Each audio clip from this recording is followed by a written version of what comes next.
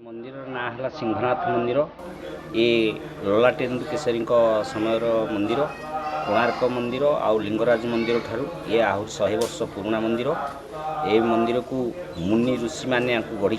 यहाँ हूँ गोटे पहाड़ पहाड़ मध्य गोटे नदी अच्छी नदी मध्य गोटे कूद अच्छी। ये कूद को बाली खोड़ी मुनि ऋषि मैंने यही पहाड़ पत्थर काटी ये पत्थर रे विभिन्न प्रकार कारुकार्य खोदन करी गुड़ गेंगेटी द्वारा ये पत्थर को सेटिंग करिकी या आम बापा जा अमल आम देखी आसुँ। ये मंदिर हूँ बहु पुरातन मंदिर।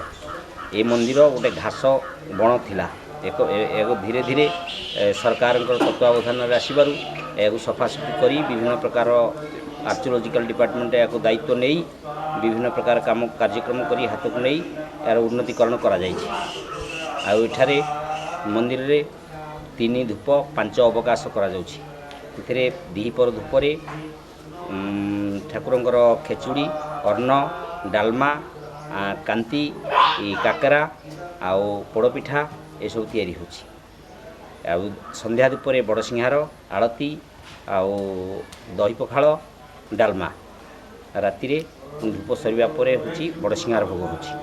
पुणी राति 4 जल चंदन दिया सरला फूल बेलपत्र दिया सरला बाल भोग पूजा होछि। बाल भोग होला पुणी 7टा भितर खेचुड़ी डालमा ठाकुरंकर पूजा होछि आलती होछि।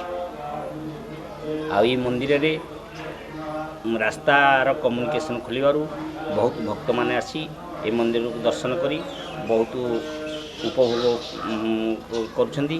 बहुत ग्रह कामना जार जहाँ विनाश कर फल पाई। एठे प्राय मकर मेला जागर मेला आउ कार्तिक पूर्णमी बहुत भक्त समावेश होती। या सुचारू रूपे लोक मैंने दायित्व माड़ी सेवात माने दायित्व तुलांती। मंदिर में विशृंखला केतले हुएनी कि कौन अप्रीतिकर परिवेश सृष्टि हुएनी। ये मंदिर पुरातन एत प्रसिद्ध जे से शिवंक महिमा कहले न सरे। रामनाथ देवाय वैद्यनाथ देवाय सिंहनाथ देवाय